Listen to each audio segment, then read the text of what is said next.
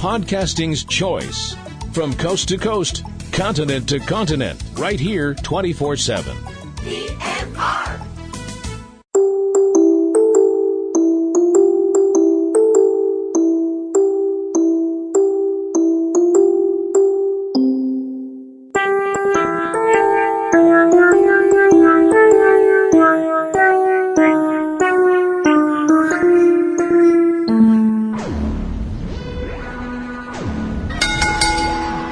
Now entering the PNRNetworks arena, coming down the aisle from Revere, Massachusetts, weighing in at absolutely none of your business. It's the Mistress of Mayhem, the Queen of Quips. It's time for Ring Around the Rosie with your hostess, Kim Brown.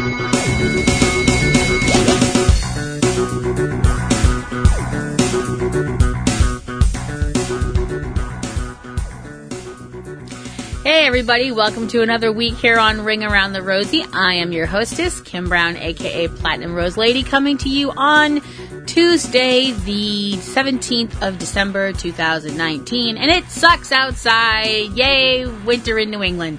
And the sad thing is it's not actually winter yet. That's this weekend, I think.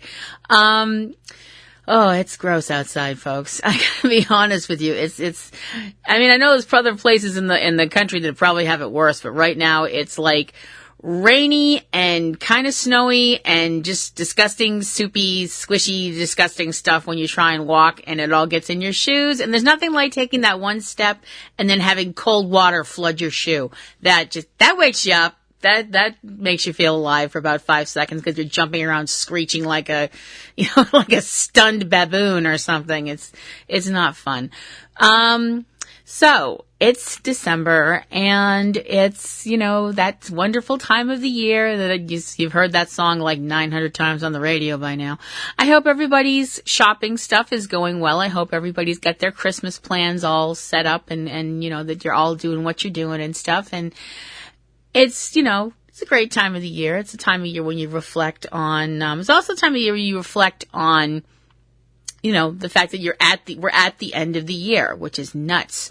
And we are beginning next month a whole new decade. And that's just bonkers.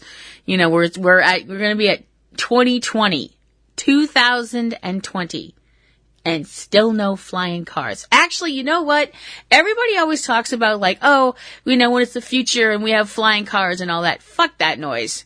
I'm sorry. I don't want flying cars. I've seen how people drive in regular cars. Flying cars, that's a terrible idea. What we do need are matter transporters. That's what we need. Like some kind of cool ass Star Trek kind of stuff. You just kind of beam from one side of the country to the other. That would be awesome. And of course the other thing that we definitely need are lightsabers. We don't need lightsabers. I need a lightsaber. A working lightsaber. Hopefully one of those cool double-edged badass motherfuckers like Darth Maul had. I really like one of those because and I know I'd never get one because people in my life know me and know that would be a terrible idea, but it would look badass. So obviously the thing we're going to talk about today on my little old show is the pay-per-view from over the weekend, TLC, Tables, Ladders, and Chairs. TLC, which usually obviously stands for other stuff, like Tender Loving Care or, actually, in this case, it could have stood for a totally lame card. That wasn't nice. The thing is, what bothers me, and it does kind of bother me, when we all talk about that show sucked and that was this, that, and the other thing, we need to be a little more specific. It wasn't the show that sucked, as in the performers. Everybody went out there and busted their ass and worked really super hard. And that's something we should always remember. That these guys and gals go out there every week and, risk paralyzation or worse to entertain us. And we should be grateful for that.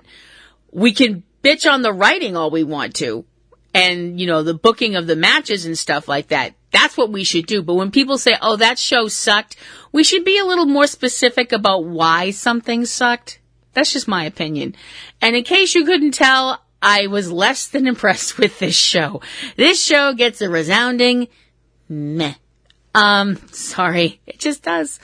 So we had, and this was both Raw and SmackDown pay-per-view, not Raw, SmackDown, and NXT, but we can't have everything, I guess. On December 15th, coming from the Target Center in Minneapolis, Minnesota. I have never been to Minnesota.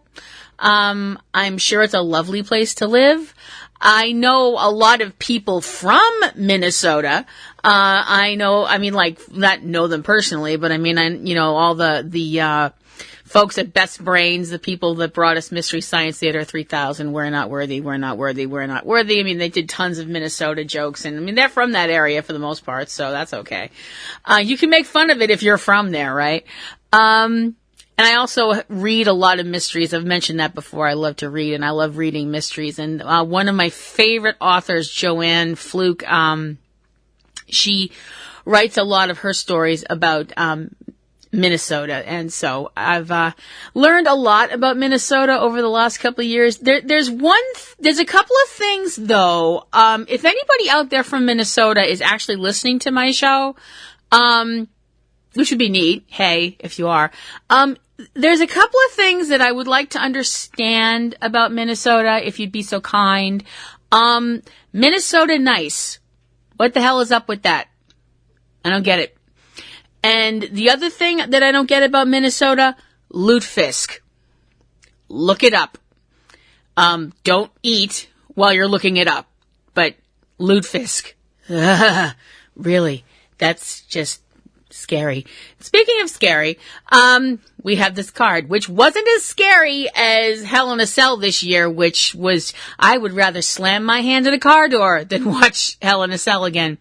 So, we begin the show with the pre-show, which had Humberto Carrillo going against Andrade and Humberto winning. Yay. I really like this guy. I think, obviously, they think he's got a big future in front of him, which I definitely would agree with. I love how Jerry Lawler on Raw brought up the term babyface and said, talking about Humberto as having a baby face, besides the fact that he is a baby face. I don't know if I'd call him a baby face. He's cute. He's definitely cute, but I don't think, it's not that he looks young, like super duper, like too young, but he's definitely handsome. He's got that beautiful, beautiful smile. And like I mentioned, he beat Andrade, so that's something. The next match was the opener of the show, and I was like, we're going to do this now. Okay, fine. With the New Day and the members of the New Day in the match being Kofi Kingston and Big E. Get well soon, Xavier. Going against the Revival, Scott Dawson and Dash Wilder. And one day I'll care. One day. With the SmackDown tag team belts on the line, with them in a tag team tornado ladder match. And that's very tough to say, even if you're sober. It's,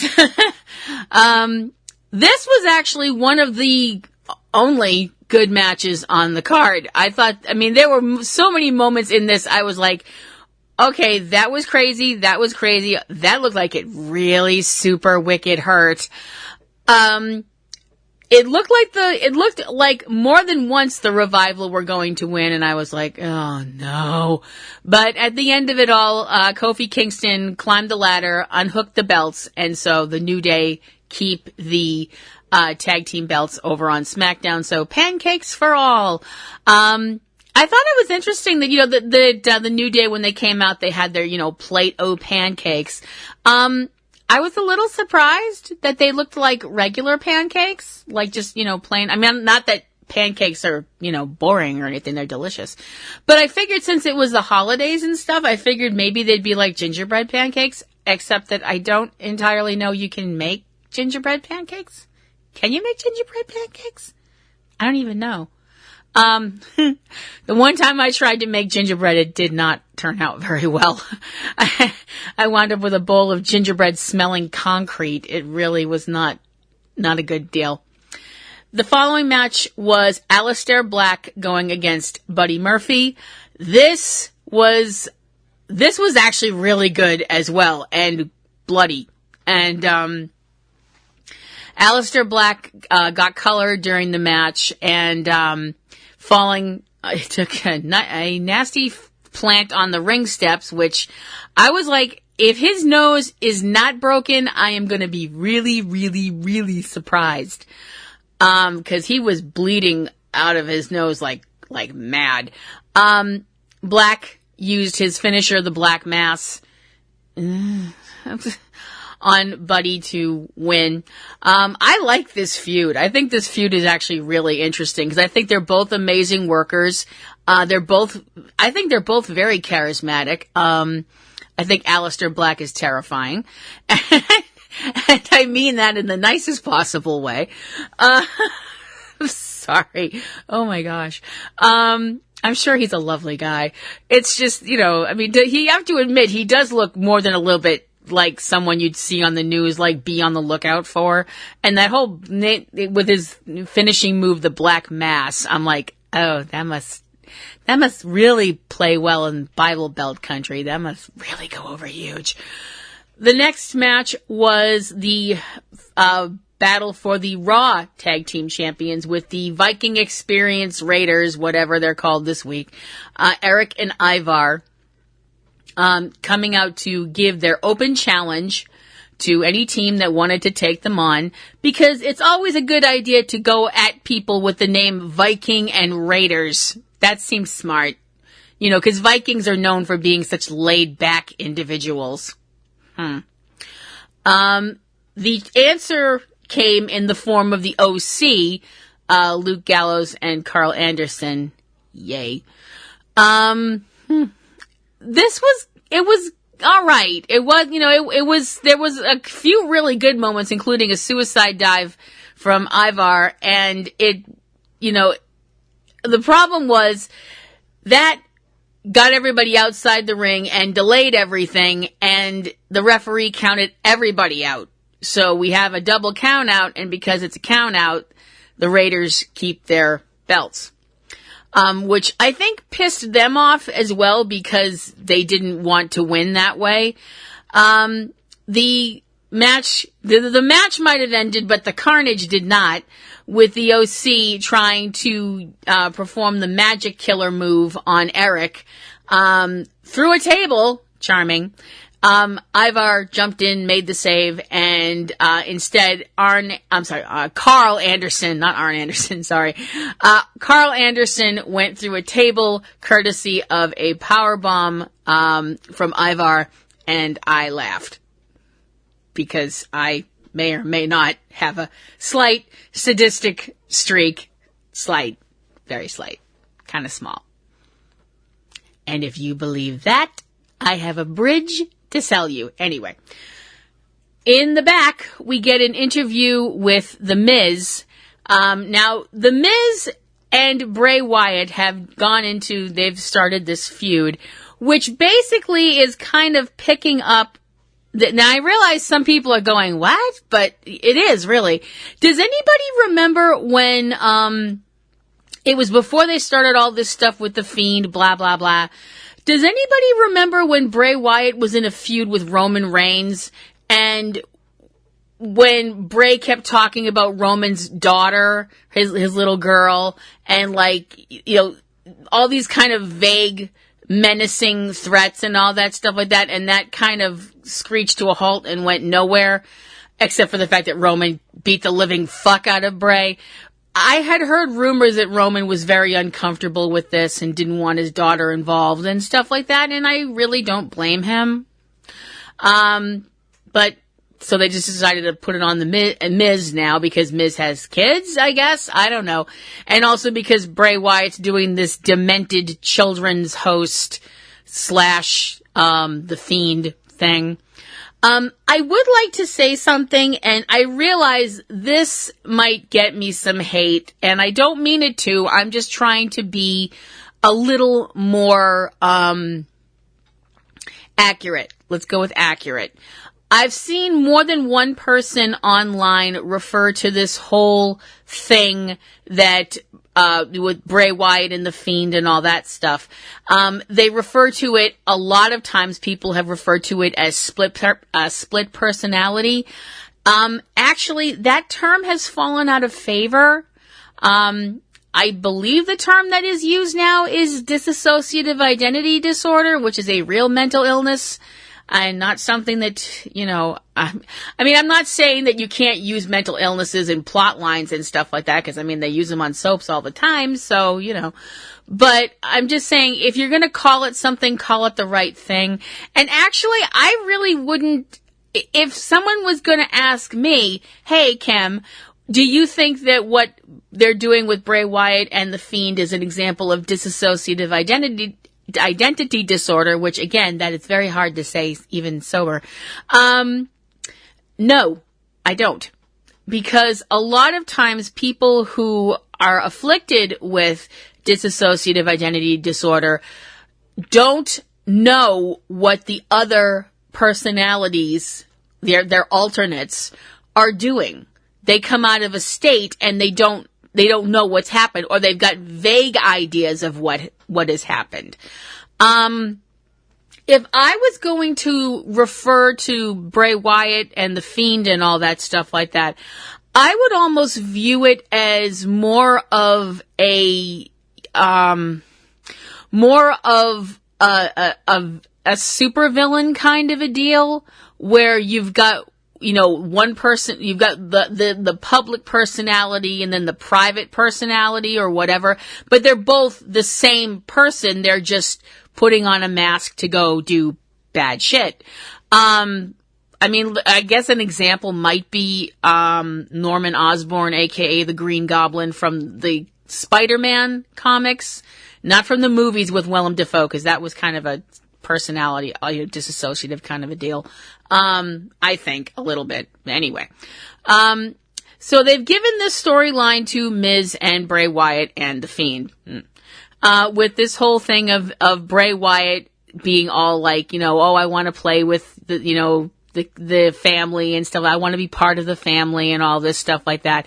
And footage of the Miz's young daughter finding like the puppets in her crib with her and all this stuff like that. And now I've brought this up before, and I am a believer in this. When you threaten a man's family, one of two things are going to happen. He is either going to crumble, or he is going to walk up to the gates of hell, kick the door in, and punch the devil in the face. Guess which way Miz is going. I have never seen Miz this intense. And I have to say, it's a good look. A lot of people have been like, oh, I don't like Miz, it's a face. Meh, meh, meh. But I like him as a face and a heel. When he's a heel, he's so fucking aggravating, which is, of course, his job.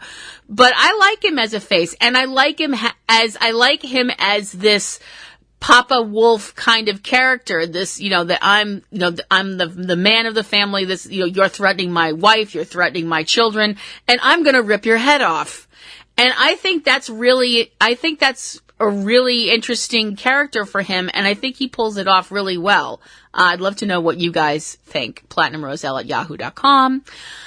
The next match was between Roman Reigns and Baron Corbin. What do you mean I have to call him king? Who says I have to call him king? Fuck you. Oh, the lawyers? Fuck. Fine. King Corbin. Yes. Going against each other in a tables, ladders, and chairs match. Now, for the last couple of, months or so, we've had this feud building between Corbin and Reigns. With the whole thing with Corbin, making fun of Roman being the big dog and all this stuff like that, having the guy in the dog costume and blah, blah, blah.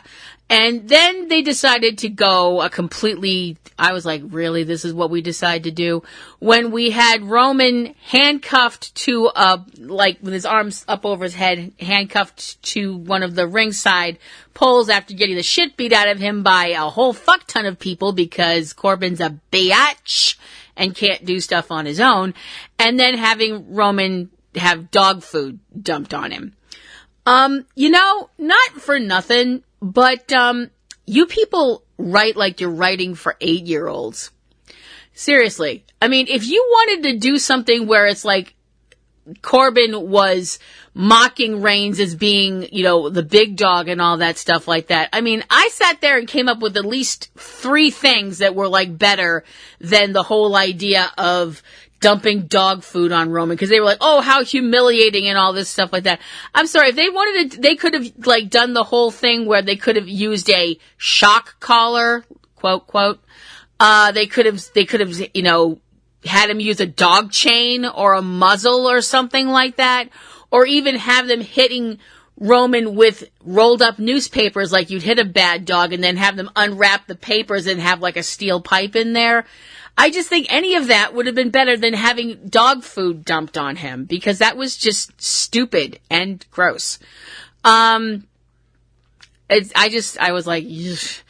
So of course, all of us are thinking that Roman is going to rip Corbin into little bitty bite-sized pieces. Okay, some of us were thinking it more than others, as in me, and it was more like hoping with possibly a little praying thrown in.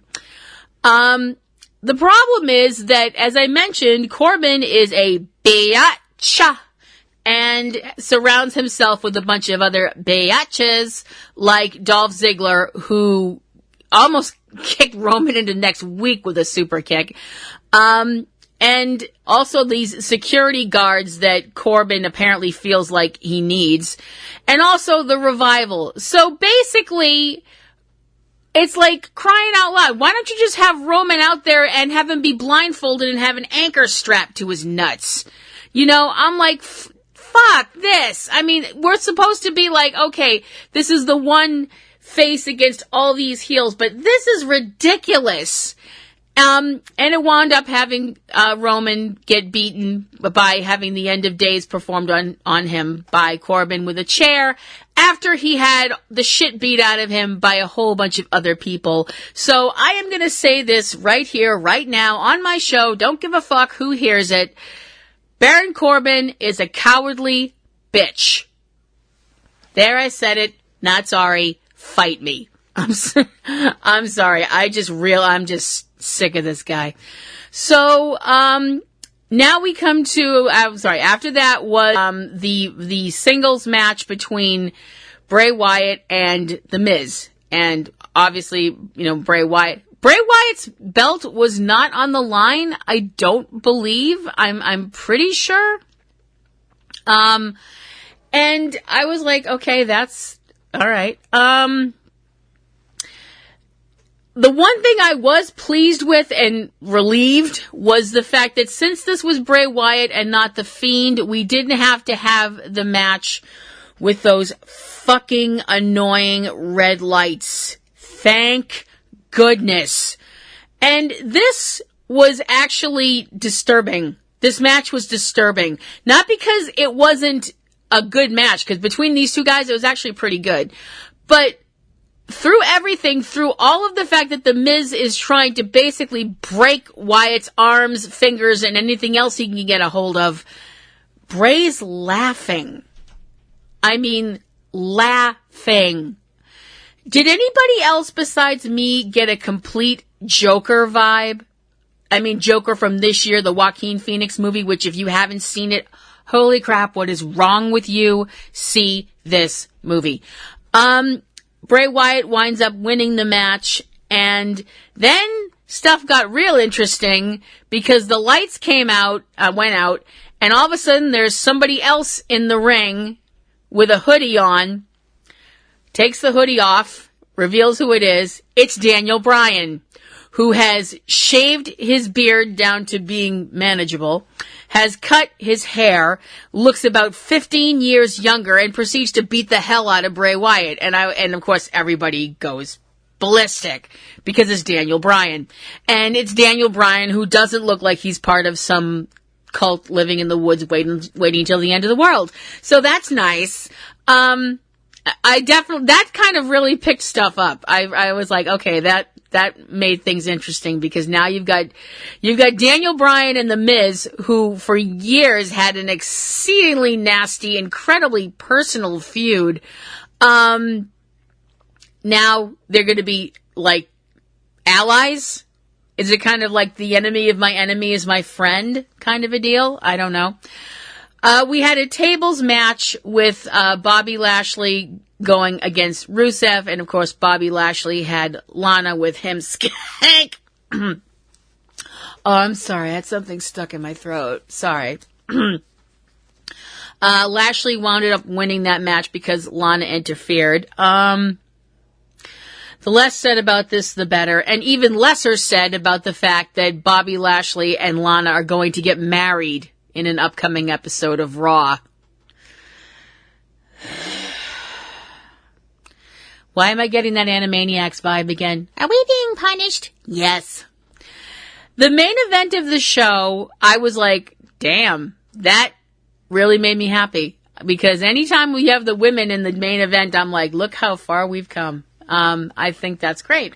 With the Kabuki Warriors, Asuka and Kairi Sane, the women's champions, tag team champions, going against Becky Lynch and Charlotte Flair in a tables, ladders, and chairs match for the women's tag team belts. Okay. I mean, it was great to see all these women out there because they're all really great. The problem was that Kairi Sane wound up getting hurt during the match, suffered a head injury, possibly a concussion. I know they're keeping her off of shows for a little while because they're trying to make sure she doesn't have a concussion. I hope she doesn't.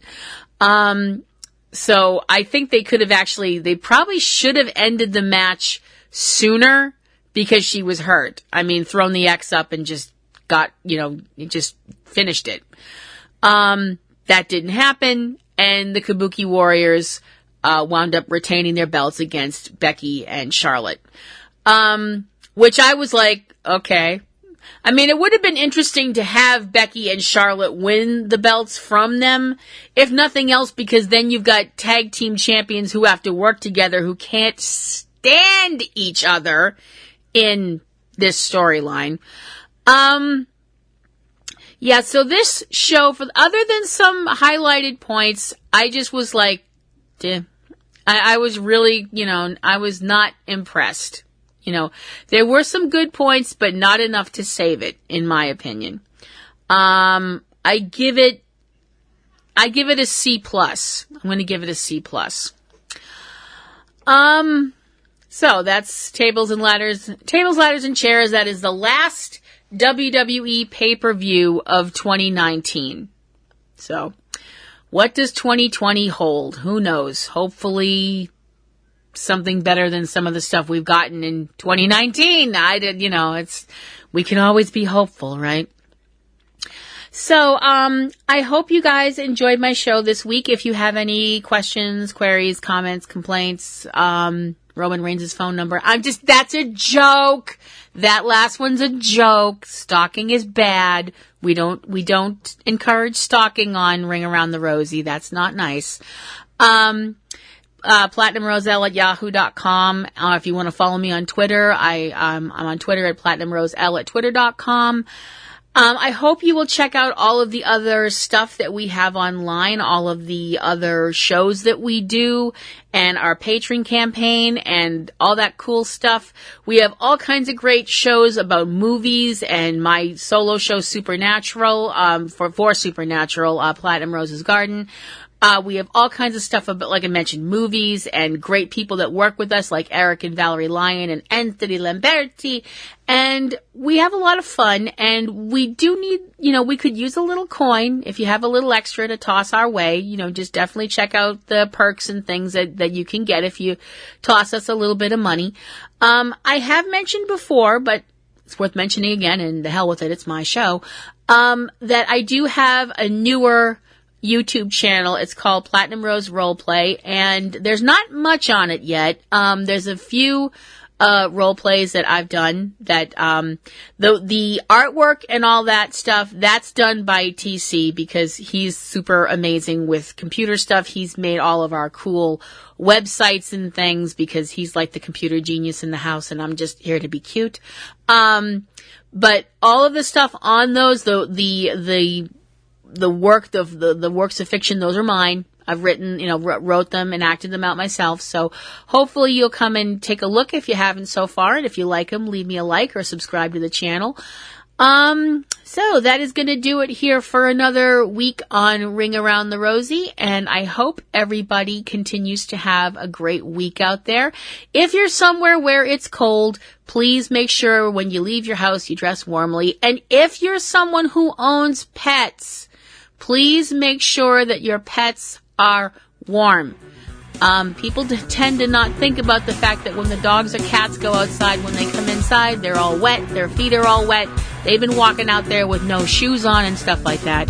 So make sure your pets are dry and safe because they love you and they can't tell you sometimes when they're feeling kind of bad. So make sure that you take care of your fur babies too. So, this is Kim Brown, aka Platinum Rose Lady, signing off for another week here on Ring Around the Rosie, and I'll see you guys next week. Bye!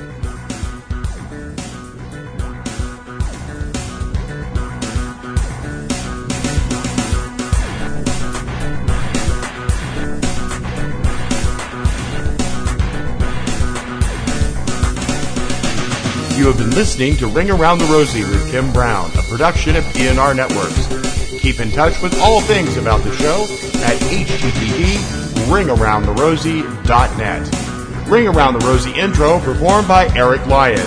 Ring Around the Rosie theme by Digital Juice. Join Kim for a new Ring Around the Rosie every Wednesday. Ring Around the Rosie is copyright 2018 PNRNetworks, Boston, Massachusetts, USA.